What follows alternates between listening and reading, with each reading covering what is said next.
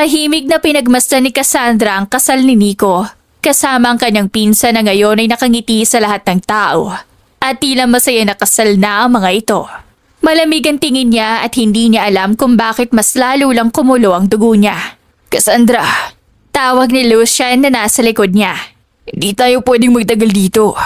Ang saya nilang pagmasdan, Lucian. Para silang walang sinira na tao. Kalmadong saad niya habang nakatitig sa mga ito.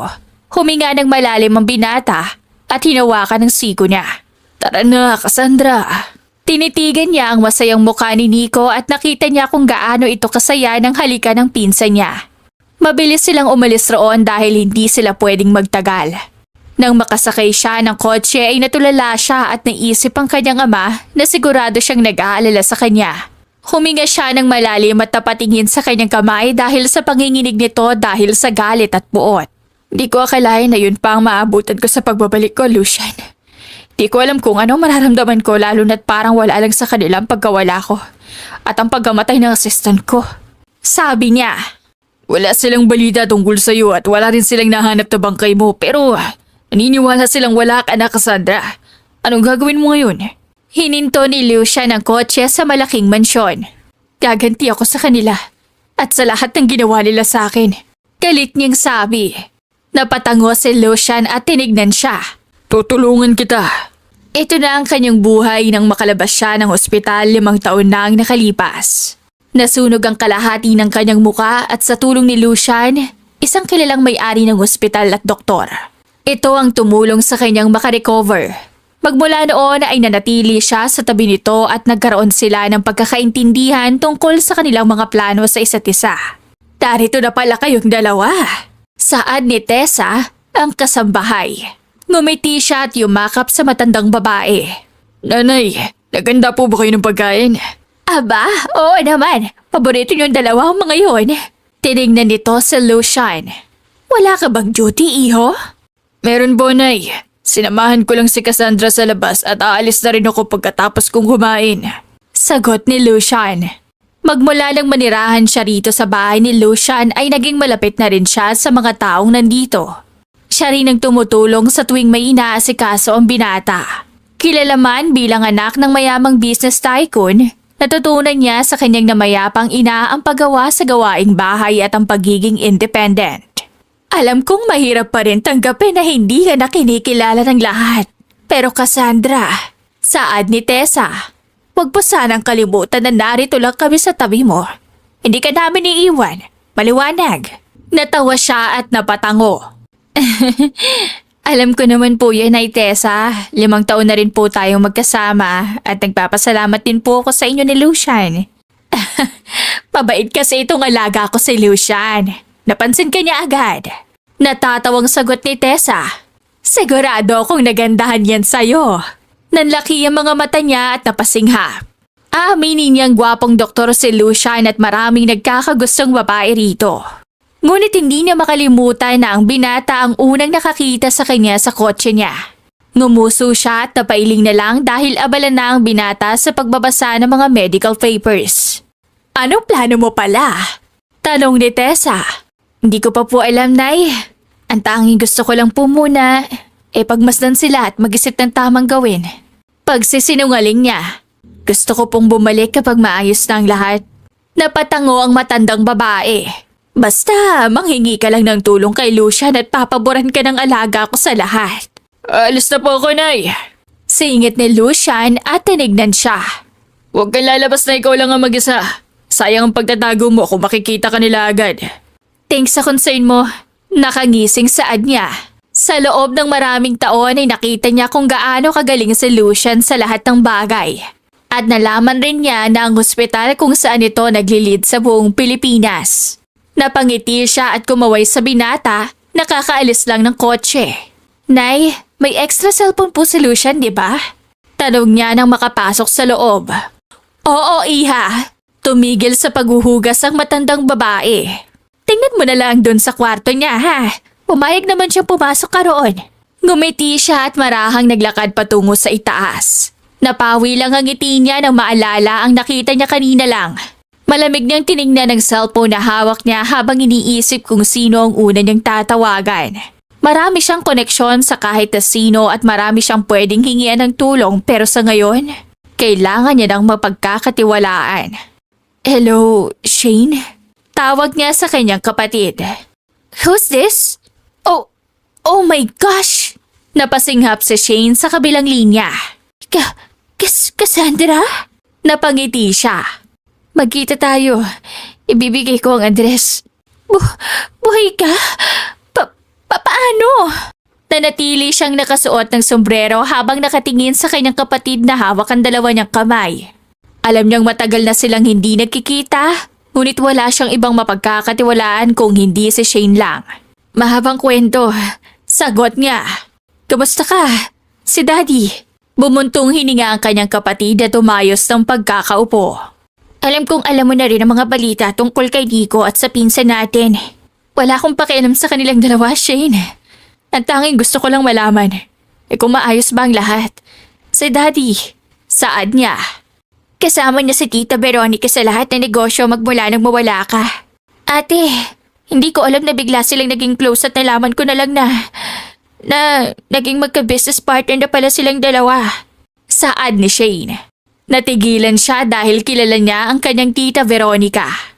Kilala niya ito bilang tuso at hindi basta-basta kumikilos ng walang dahilan. Matagal na silang hindi magkasundo ng kanyang tiyahin dahil ayaw niya rito at ayaw din ito sa kanya. Nakakagulat na malaman na mag-business partner na pala ang kanyang daddy at tiyahin. Pero alam mo, magmula na magkasundo silang dalawa ni Daddy, mas madalang kong makausap si Daddy sa mga bagay-bagay lalo na tungkol sa'yo. Sa tagal mo ba naman na nawala, nakalimutan ka na ng lahat. Saad nito. Mahabang kwento, Shane. May isang lalaking tumulong sa akin at ito ako ngayon. Buhay na buhay. Di ko man nais na maghiganti. Talagang sinusubok ako ng maraming sign na nakikita ko sa paligid. Lalo na't nalaman kong traitor ang pinsan natin at si Nico.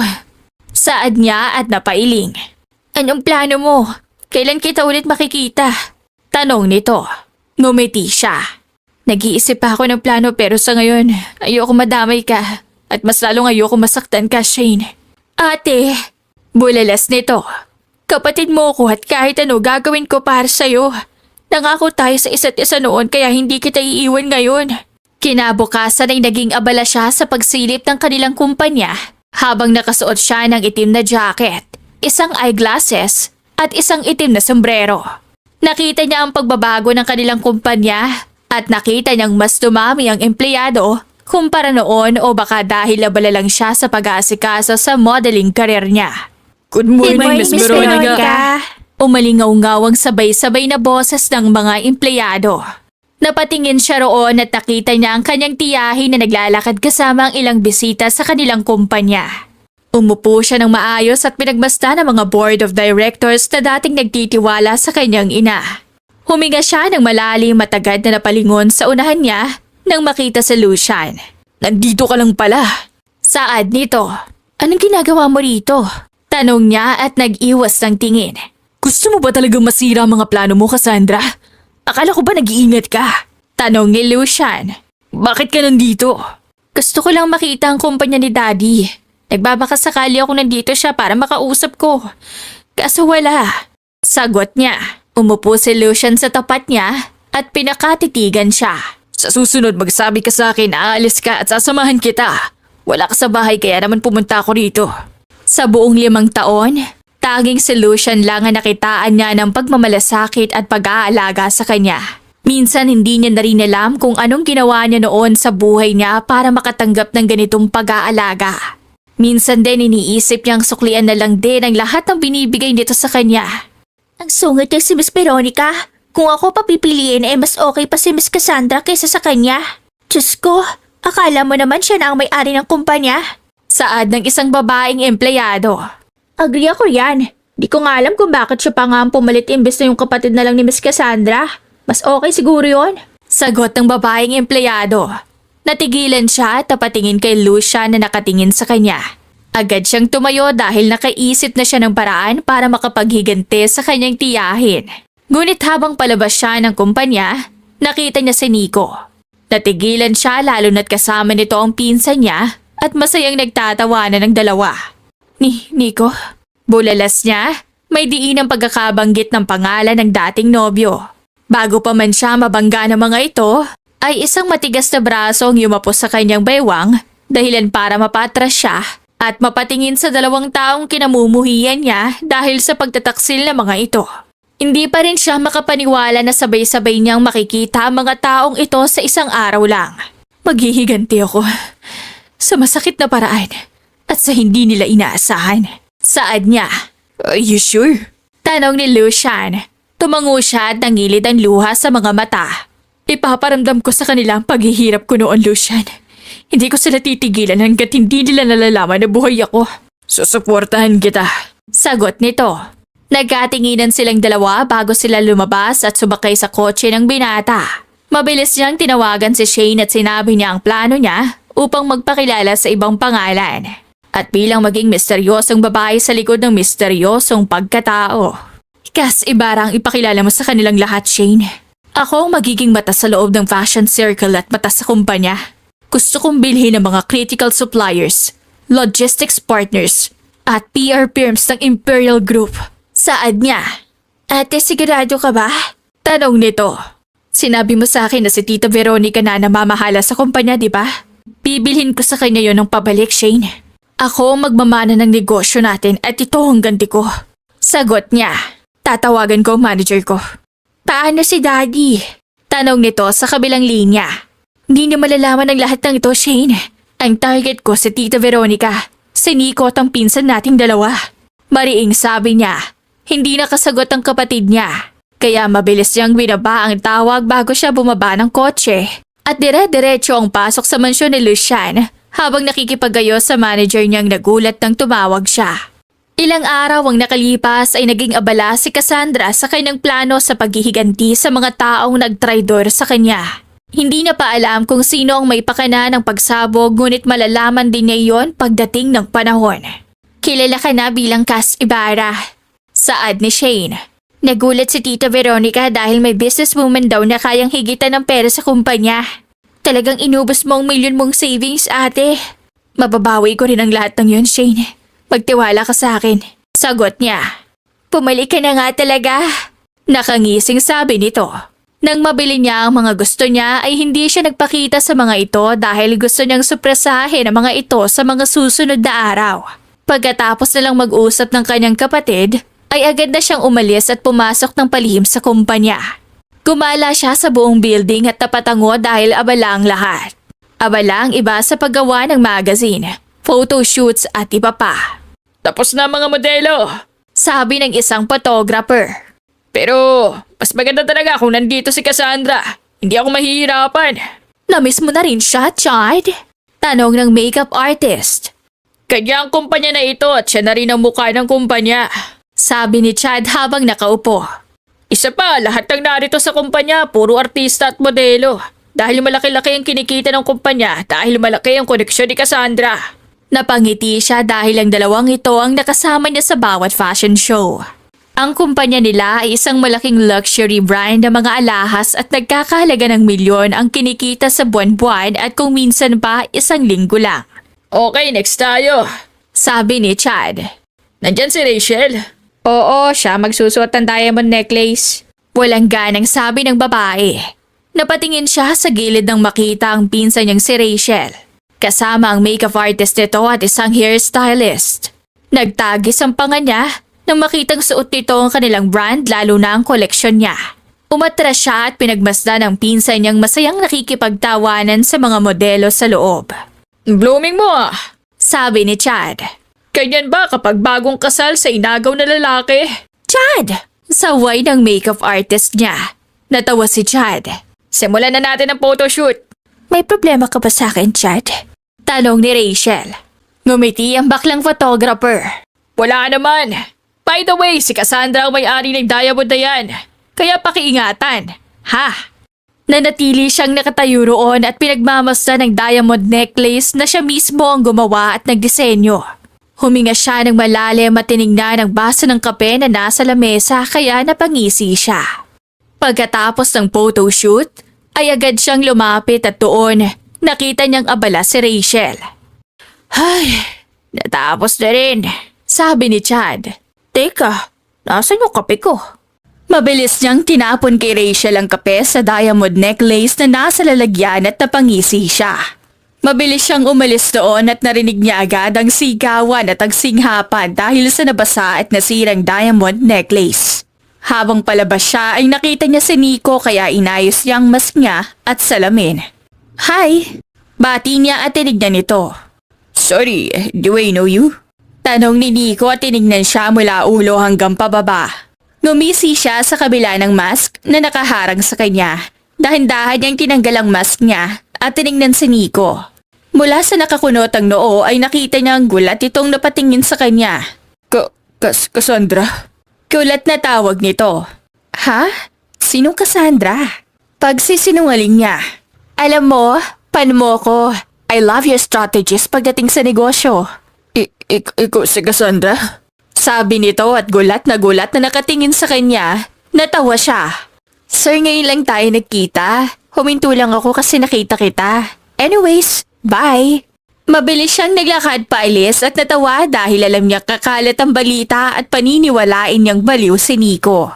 Sa sumunod na oras ay pumunta siya sa ospital para dalawin si Lucia na alam niyang abala sa mga pasyente.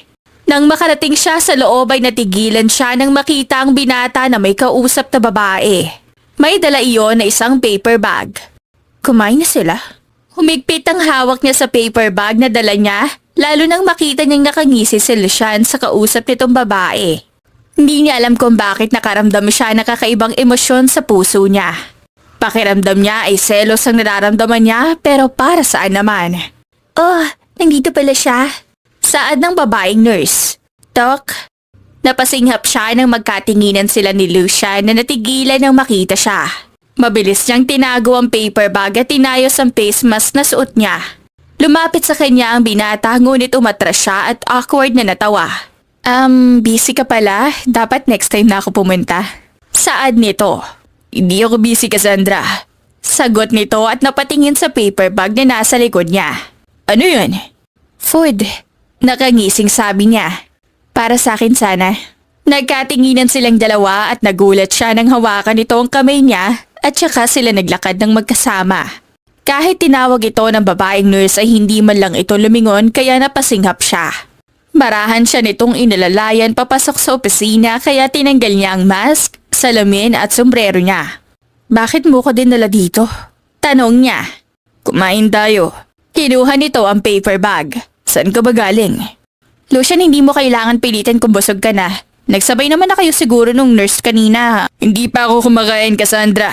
Kakatapos ko lang mag-opera kanina at hinihintay ko rin ang tawag mo. Sagot nito at nagangat na tingin sa kanya. Ganun ba? Pumuntong hininga siya at umupo. Naisip ko nga rin na pumunta rito kasi nga gusto ko sana nasabay tayong kumain. Napatango ang binata at pinuksan ng Tupperware at inasikasa siya. Nakatitig siya sa binata at pabilis ang tibok ng puso niya. Di niya maintindihan ang nararamdaman at nababaliw na nga talaga siya. Di mo yung girlfriend? Tanong niya. Wala akong girlfriend, Cassandra. Masyado akong abala sa'yo at sa ospital. Napalunok siya. Kung wala ako, girlfriend mo na sana siya? Hindi rin. May iba akong gusto. Nakangiting sabi nito. Kumain ka na. Napatango siya at agad na sumubo ng pagkain para itago ang ngisi. Natawa si Lucian at napailing sa kanya. Lucian, thank you. Malaki ang naging parte mo sa nakaraan ko at malaki rin ang naging parte mo sa paghil ko. Sa loob ng 5 taon nilang magkasama ay alam niyang si Lucian na ang naging comfort person niya. Ang binata na rin ang naging sandala niya sa tuwing may problema siya at sa tuwing umiiyak siya sa gabi. Si Lucian rin ang kasama niya noong nagpapagaling siya mula sa pagkakasunog ng maganda niyang muka. Malaki rin ang ginawang tulong ng sarili mo sa'yo, Cassandra. Kung hindi ka naging matapang at kung hindi ka naging palaban, sa tingin mo narito ka ngayon sa harap ko? Tanong ni Lucian, napangiti siya. Alam ko ang bagay na yon at nagpapasalamat ako dahil nandyan ka, pati si Nanay Tessa. Tinitigan siya ni Lucian. Matapang kang babae, Cassandra. Isa yan sa mga hinahangaan ko pagdating sa'yo. Sinabi ko nga matagal na kitang kilala kasi sinong hindi makakakilala sa isang fashion icon. Iniisip ko tuloy na pinapanood mo ako dati pa. Nakangising sabi niya. Natawa siya nang makita ang paglunok ni Lucian at ang pag-iwas nito ng tingin sa kanya habang nasa labas sila ng mansyon. Natawa siya at pinindot ang pisngi ng binata na napailing sa kanya habang natatawa siya. So it's true na pinapanood mo ko noon pa man. Cassandra, huwag mo kong asarin. Nakangising sabi ni Lucian. Umamin ka muna sa akin, pinapanood mo ko no? Tanong niya at humarap sa binata. Yes. Seryosong sabi ni Lucian. Napawi ang ngiti niya at naiwan sa ere ang kanyang kamay na nakahawak sa braso nito. Nagkatinginan silang dalawa ngunit pakiramdam niya ay aatakihin siya sa puso habang nakatingin sa binata. Lagi kitang pinapanood sa tuwing may fashion shows ka. Lagi kitang sinusubaybayan sa tuwing may nilalabas kang bagong alahas. Bumibili rin ako ng magazine mo na matagal kong tinago sa kwarto mo. At madalas ako nasa event mo para panoorin ka at bumili ng alahas na gusto ko. What? Kulat niyang tanong. Bakit? Dahil gusto ko at wala nang iba pang dahilan. I hate celebrities dahil feel ko snap sila o kaya naman ignorante sila. Nakita kita sa kakilala kong doktor na may gusto sa'yo at nagkita rin tayo sa mga social events. Hindi mo napapansin pero ako, natatandaan ko ang bawat araw na yun. At least masaya akong nakilala kita ngayon. Saad niya at hinawakan ang kamay nito. Pangako, kapag natapos ang lahat ng to, babawi ako sa'yo. Natawa si Lucian at pinagsalikop ang mga kamay nila. Hindi ako aalis sa tabi mo. Kinabukasan ay nag-date silang dalawa sa isang pribadong restaurant at habang kumakain silang dalawa, ay napagtanto niya na sobrang mahalaga para sa kanyang binata. Pakiramdam niya hindi na siya maghahanap pa ng ibang lalaki. At ang tanging gusto niya na lang ngayon ay si Lucian. Ang sarap ng pagkain nila. Saad niya. Sa loob ng maraming taon, namiss ko ang buhay mayaman. Makakabalik ka rin. Alam kong makakabalik ka. Oo naman, ako pa. Hindi ako papayag na basta na lang silang maging masaya habang ako nandito pa rin. Naghihirap. Gawin mo ang lahat ng gusto mo pero kailangan mo ring mag-ingat, okay? Marahang sabi ni Lucian. Pumunta sila sa parke at doon nagpalipas ng oras hanggang sa maramdaman niya ang tawag ng kalikasan. Agad siyang nagpaalam kay Lucian at mabilis siyang pumasok sa isang private comfort room ngunit bago siya makapasok doon, ay may biglang humila sa kanya. Napasinghap siya at nanlaki ang mga mata niya nang makita si Nico. I knew it. Singhal ni Nico. Ikaw nga, Cassandra. Boy ka. Hindi ako si Cassandra, sino ka ba? Tanong niya at mabilis na binawi ang kamay niya. Di nga kita kilala. Hindi mo mabibilog ang ulo ko, Cassandra. Matagal na kita kilala at ngayong nagkita tayong dalawa gusto lang din kitang balaan. Saad nito. Huwag mo nagsirain ang buhay ko at ni Rachel. Di ka na namin kailangan pa. At pasalong hindi ka na parte pa ng pamilya ko o ng kahit kanino. Hindi siya makapaniwala na naririnig niya ang mga katagang iyon sa lalaking unang nanggulo sa kanya at unang nagaya sa kanya ng kasal. Hindi siya makapaniwala na talagang inamin nito sa harapan niya na nagtaksil nga ito nang mawala siya, imbis na hanapin siya. At huwag ka rin mag-alala at si Rachel na. Malakas niya itong sinampal at tatawa. Grabe rin ang kapal ng mukha mo, no, Nico? Tumawa si Nico. Akala ko ba hindi mo ko kilala? Sa sangsang ng amoy mo? Paano hindi kita makikilala, ha? Sagot niya at namaywang sa harap ng lalaki. Alam ko ang tunay na nangyari nang mawala ako, Nico. Nakakatawang isipin na kaya mong maging matapang ngayon sa harapan ko. Na para bang walang nangyari? Napailing siya at ipinakita niya ang galit sa kanyang mga mata. Ngayon pa lang gusto na niyang patayin si Nico. Gusto niyang iparamdam sa mga ito kung sino nga ba siya bilang isang Salvador. Pero huwag ka mag-alala at hindi ko kayo guguluhin ni Rachel. Basura ka na sa paningin ko, Nico. At si Rachel? Pinulot ka lang niya dahil alam niyang mapapakinabangan ka pa kahit napabulok ka na. Nakangising sabi niya. Cassandra! Galit na sigaw nito. Aw! Natakot ako. Nakangiting sabi niya at inayos ang buhok. Dapat ngayon pa lang, nagpapasalamat ka na sa akin kasi nandito ka pa sa harapan ko. Pero sige, hahayaan mo na kitang magpakasaya dahil alam kong darating ang araw mo. Ngumiti siya at tinapik ang balikat nito.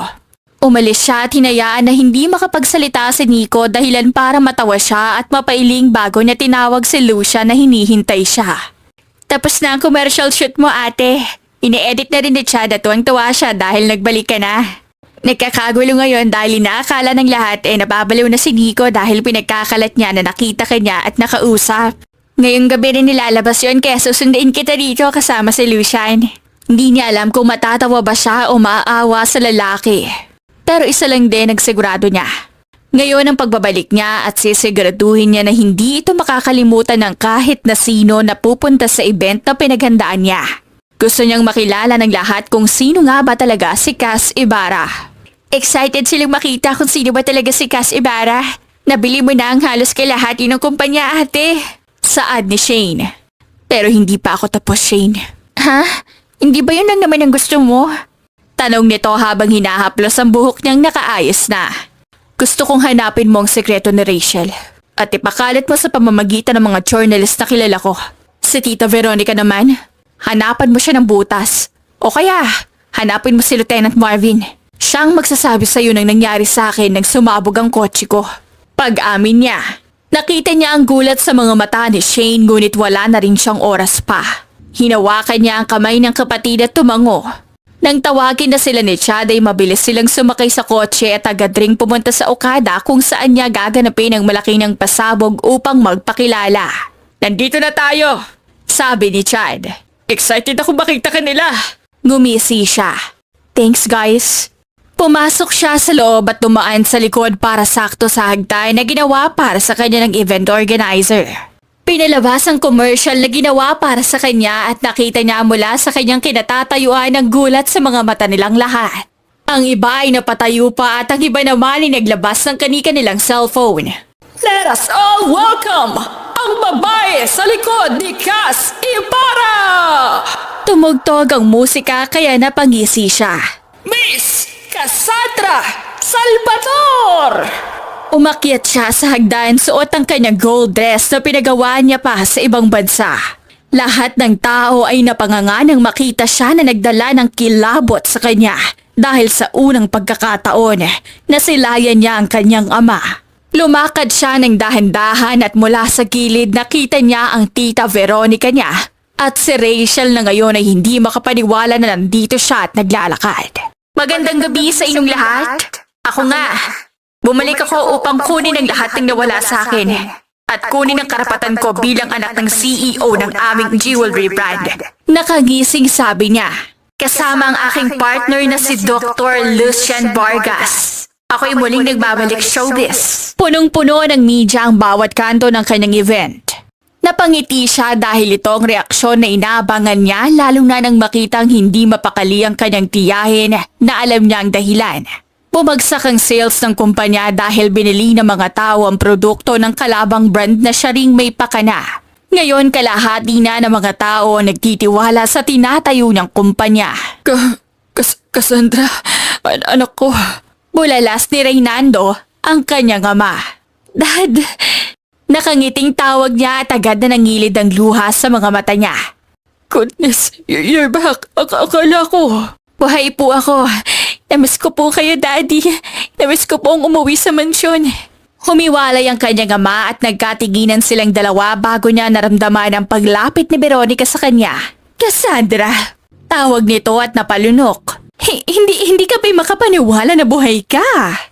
I mean, nakita namin ang pagsabog ng kotse mo. Tsaka, nabalita rin ang pagkawala mo. Paanong nandito ka ngayon? Sabi nga po nila, na kapag masamang damo, hindi agad namamatay. Tumawa si Veronica. Yes!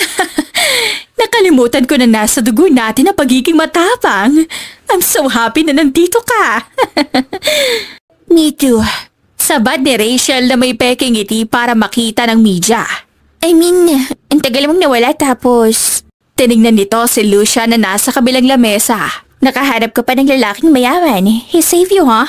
Gusto niyang matawa sa pagiging plastic na mga ito sa kanya. Gusto niyang masuka dahil nakangiti pa mga ito habang nakatingin sa kanya.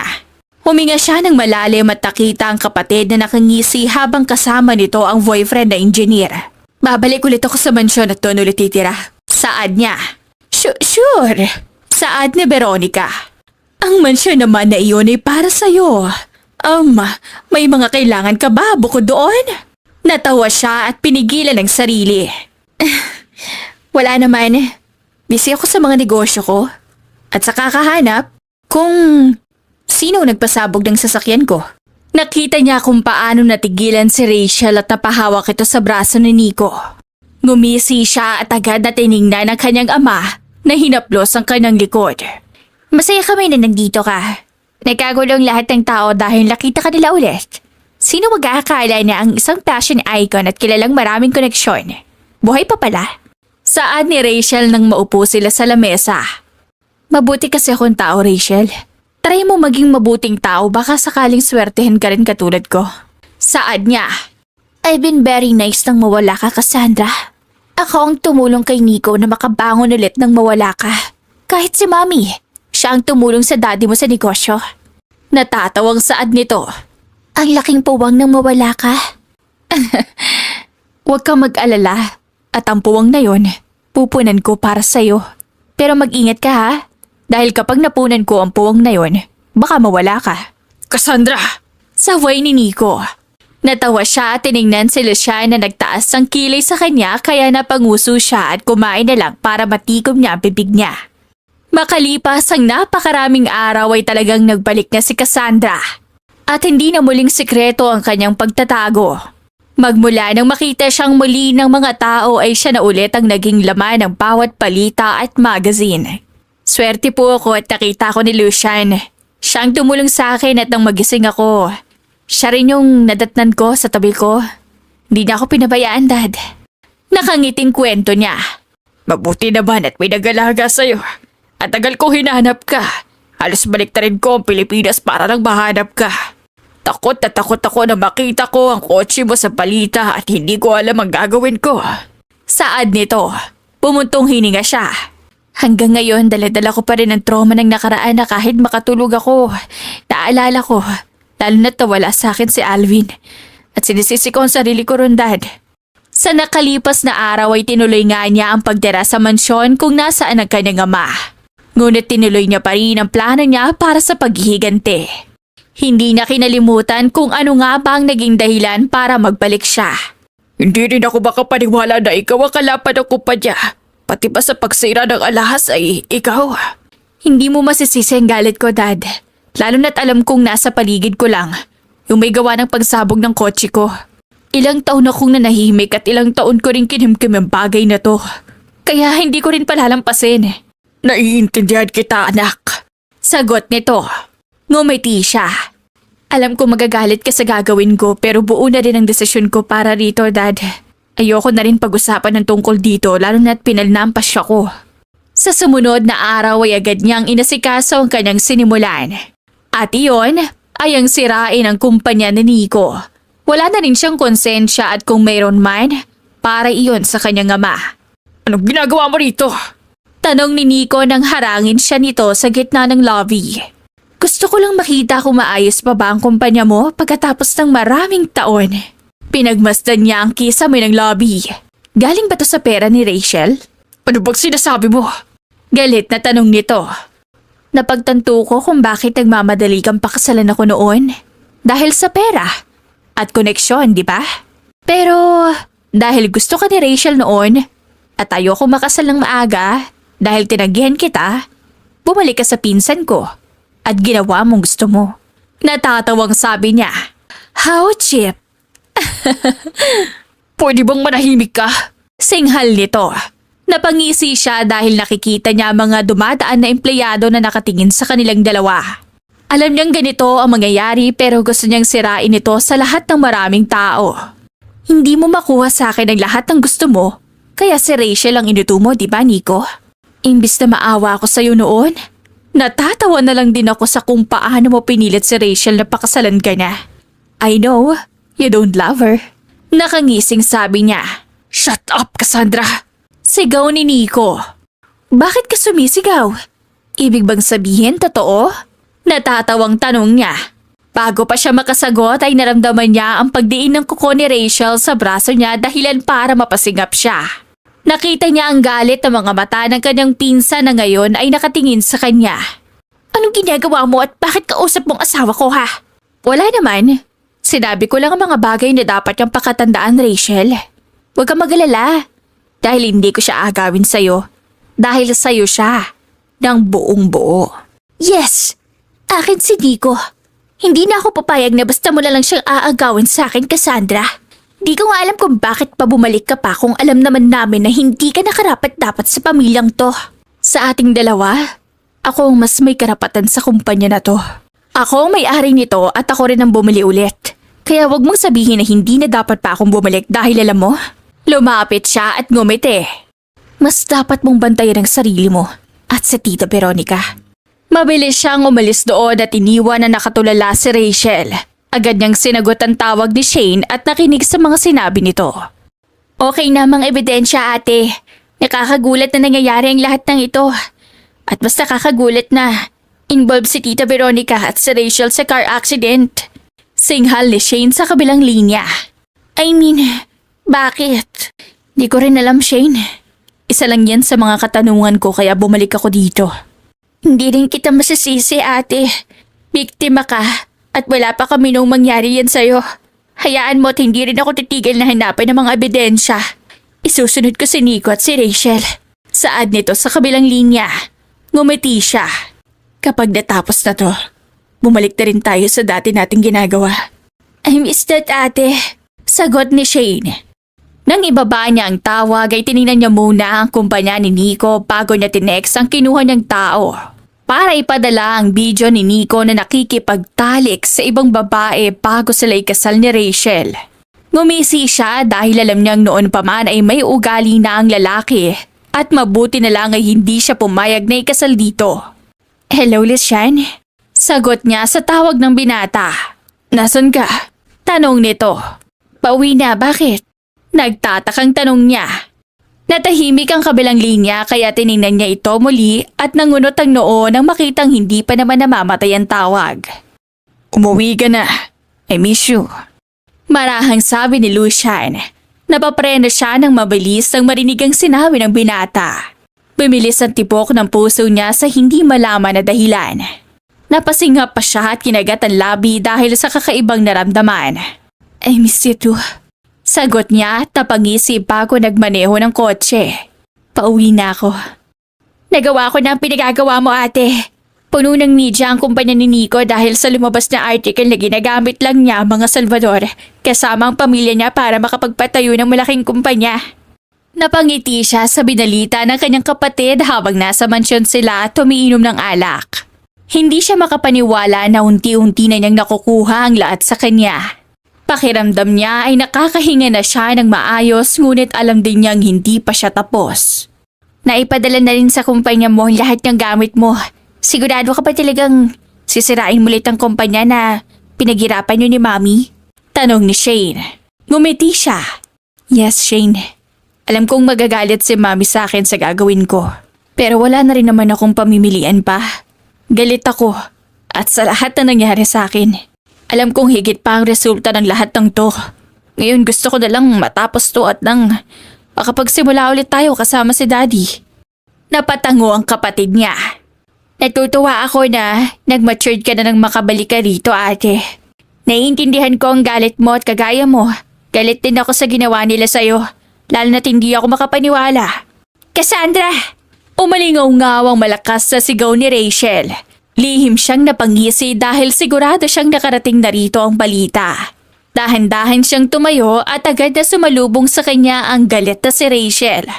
Anong ginagawa mo rito? Tanong niya. Ang kapal ng mukha mong sirain si Nico sa maraming tao. Sino ka ba sa inaakala mo ha? Sino ka ba para gawin yan sa kanya? Sigaw ni Rachel.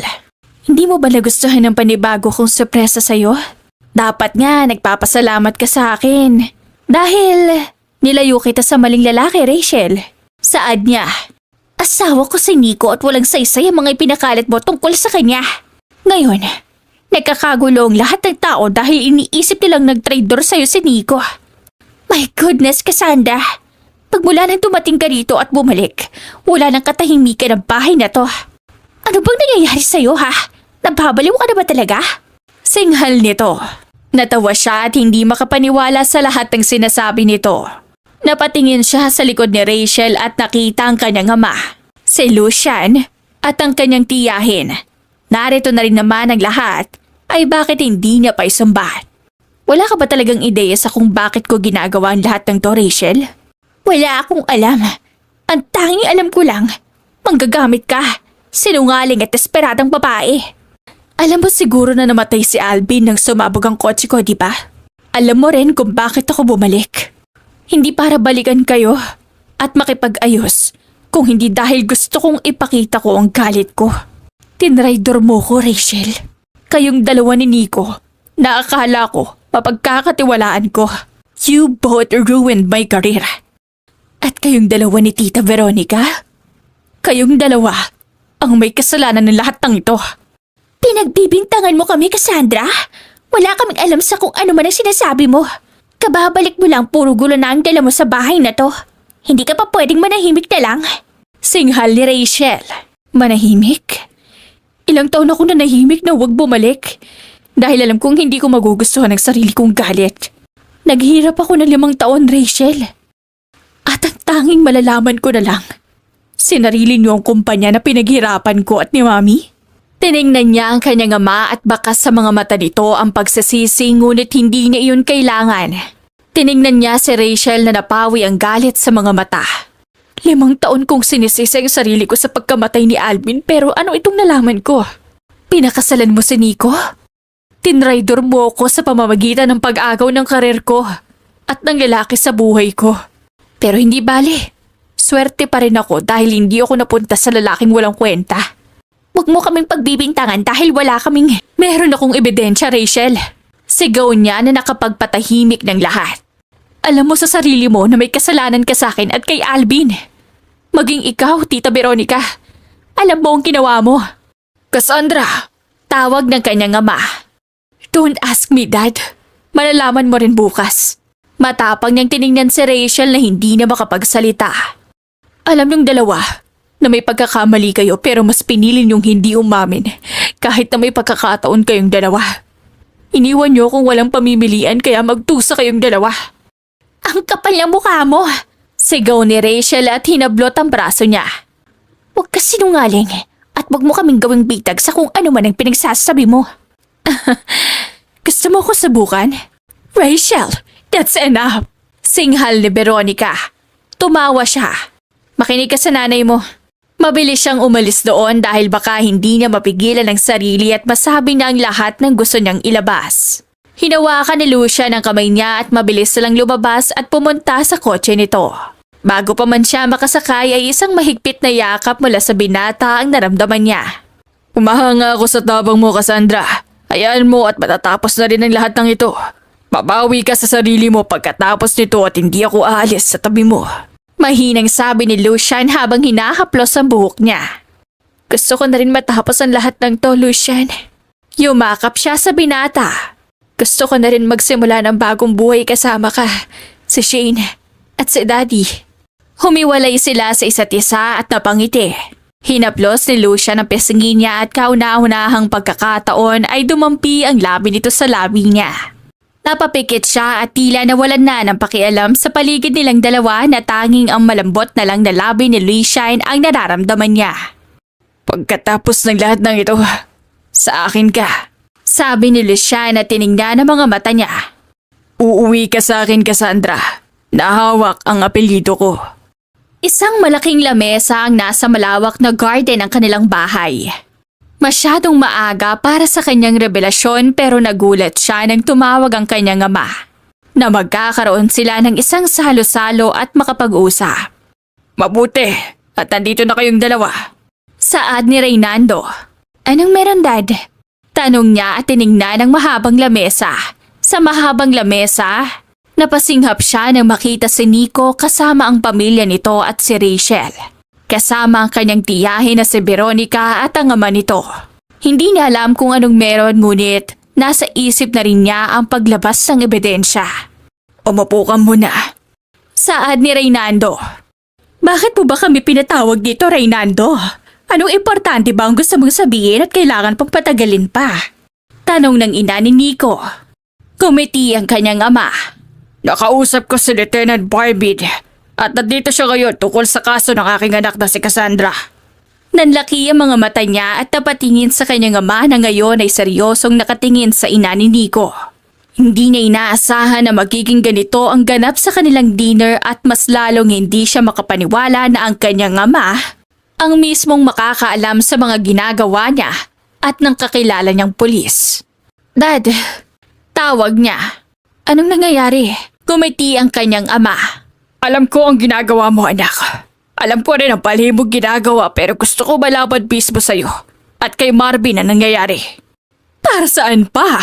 Tungkol ba ito sa sinumbat niya sa anak ko, Reynaldo? Tungkol ito sa aksidente na nangyari kay Cassandra. Seryosong saad nito.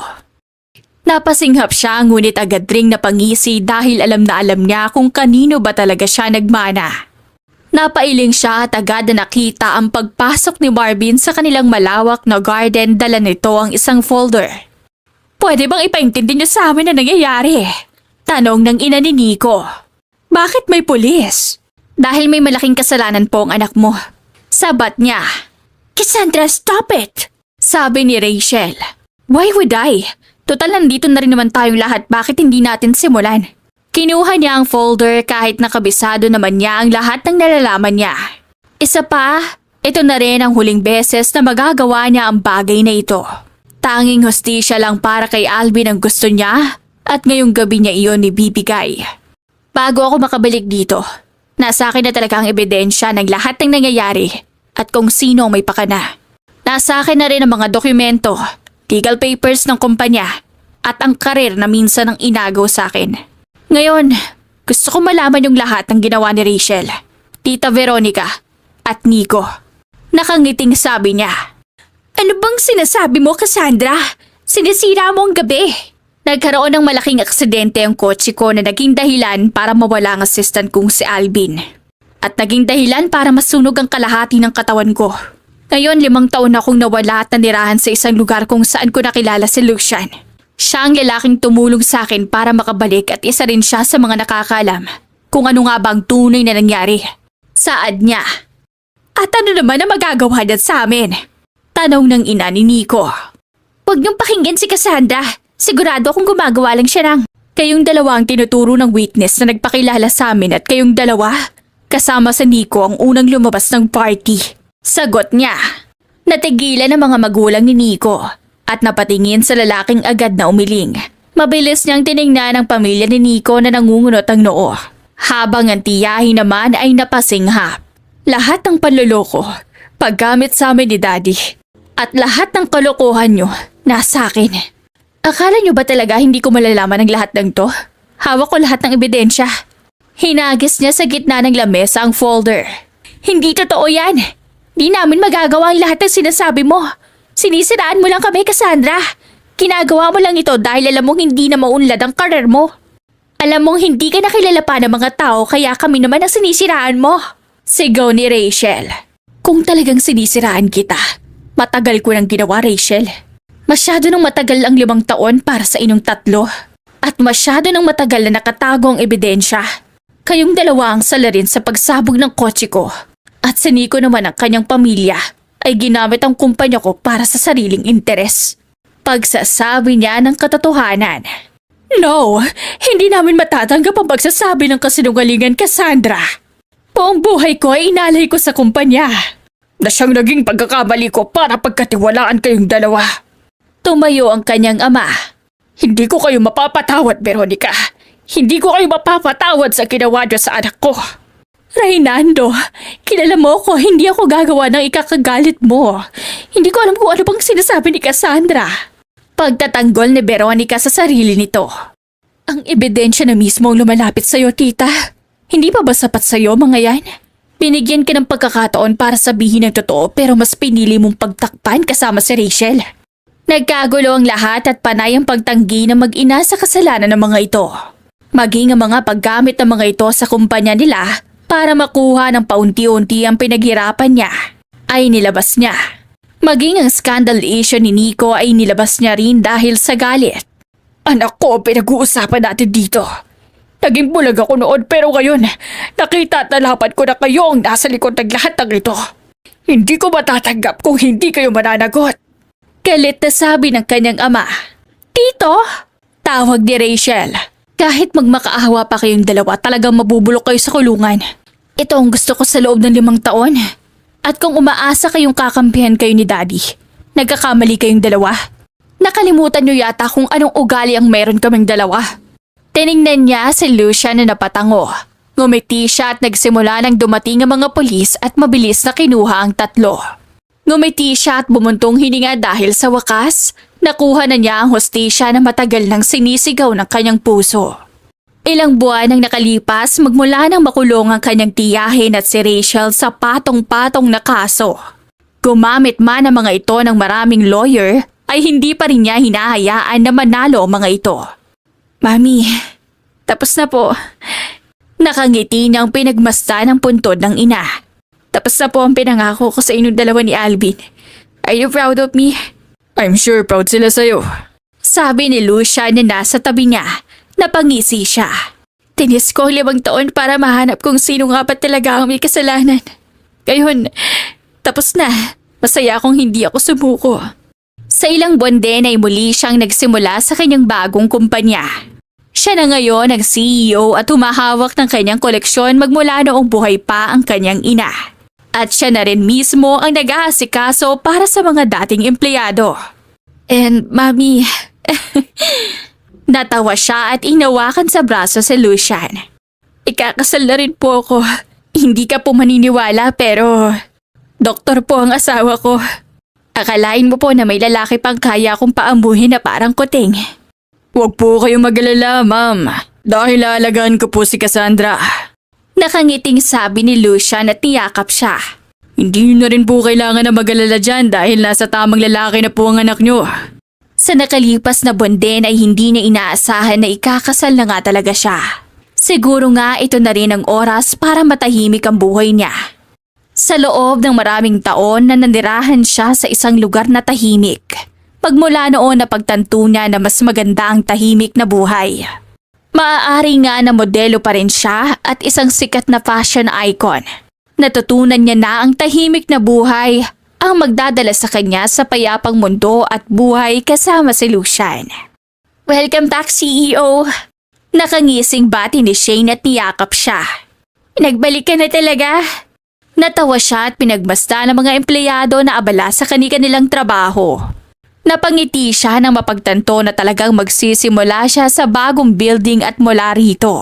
Gagawa siya ng bagong memorya para sa kanyang mga magulang. Hinihintay ka nila sa meeting room.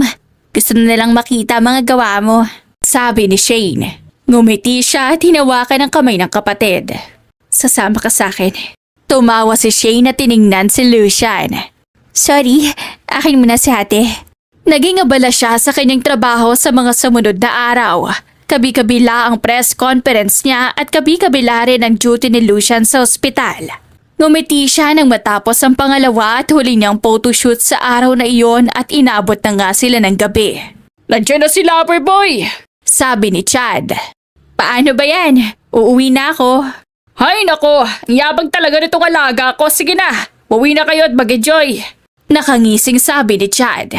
Niyakap niya si Lucia nang makalabas siya mula sa room.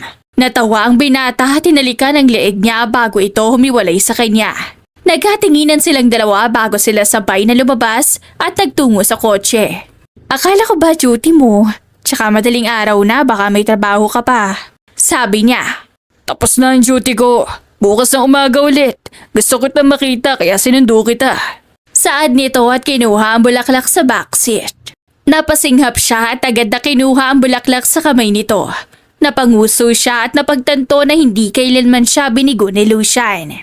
Lagi siyang may bulaklak sa lalaki at lagi rin siya ditong hinahatid at sundo. Napagtanto rin niya na habang tumatagal ang relasyon nilang dalawa, naisip niyang si Lucian na talaga ang para sa kanya. Why?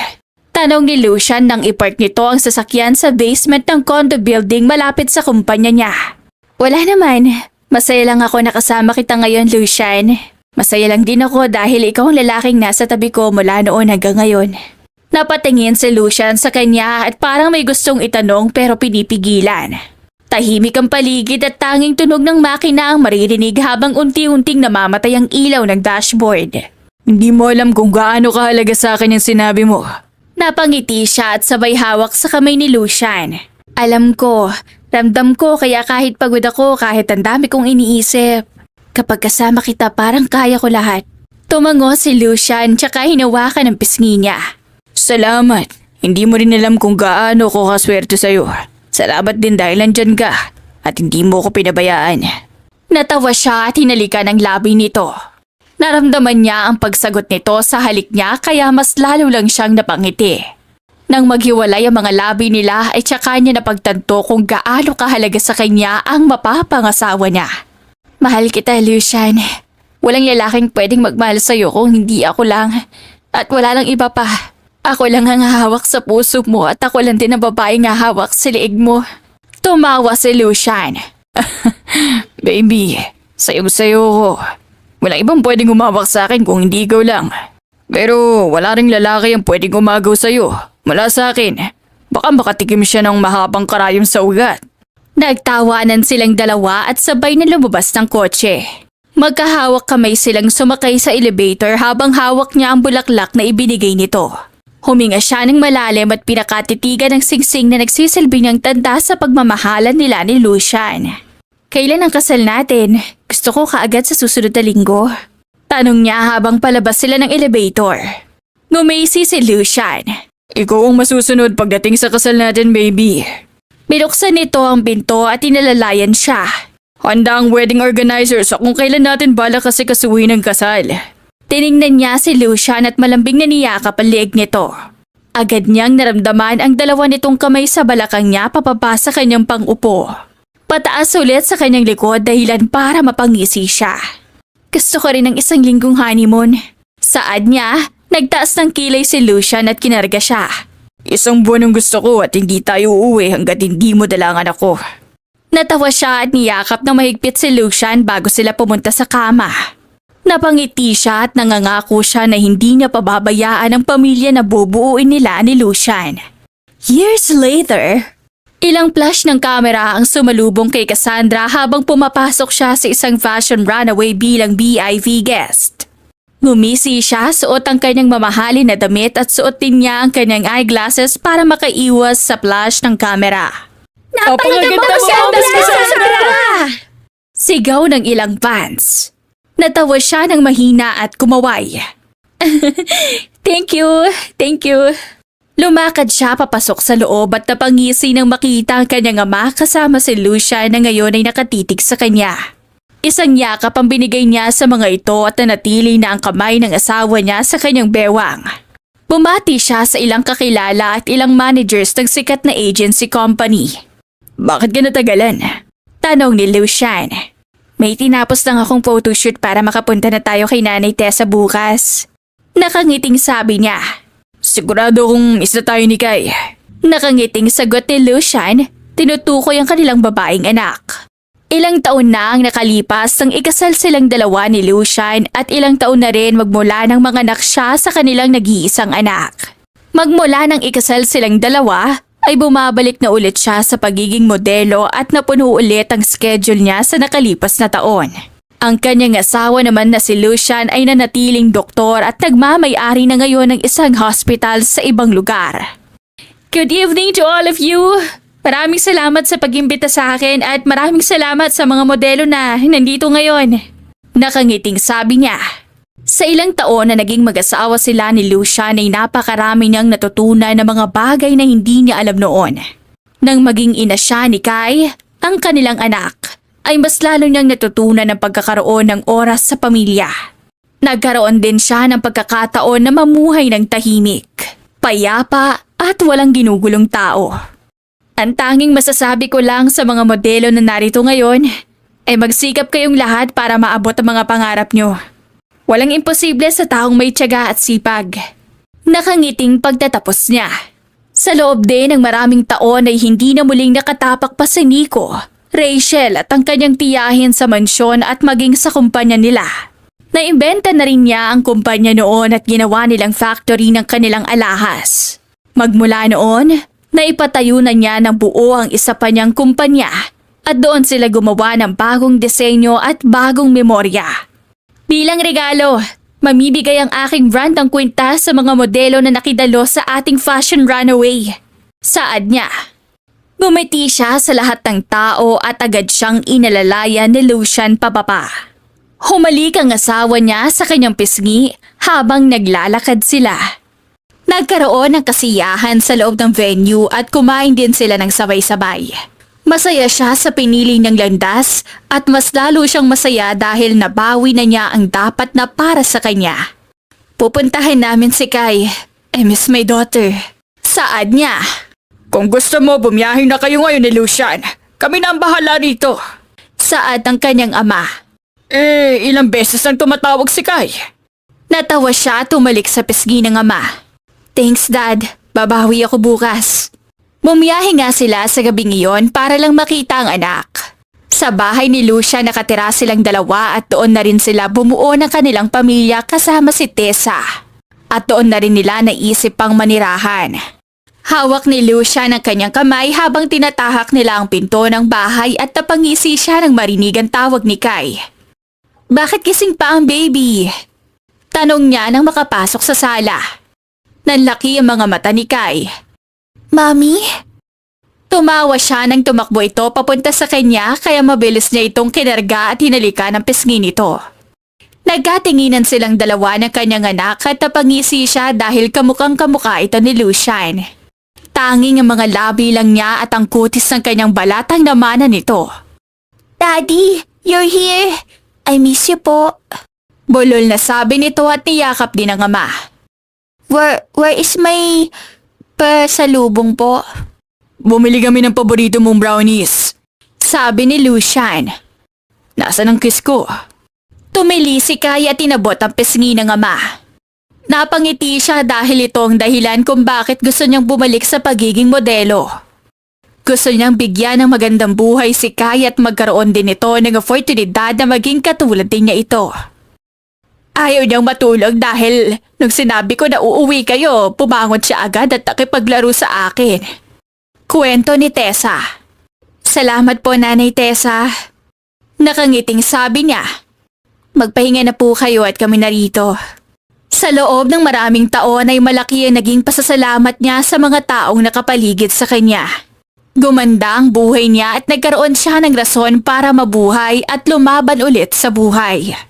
Sa loob din ng maraming taon ay naging maayos ang pagsasama nila ni Lucian at abalaman sa mga bagay-bagay, hindi nila kinakalimutan ng kanilang anak. Hindi pa rin ako makapaniwala. Sabi niya habang nakaupo sila sa sopa. Hindi ko inaasahan na magiging ganito ang buhay ko. Naging matapang ka, Cassandra. Kinaya mo ang lahat ng pagsubok at ngayon masaya ka na. Sabi ni Lucian. Ngayon, mag-asawa na tayong dalawa at witness ako sa lahat ng pinagdaanan mo. Kaya naman, masaya akong masaya ka. Ngumiti siya habang pinapanood ang kanilang anak.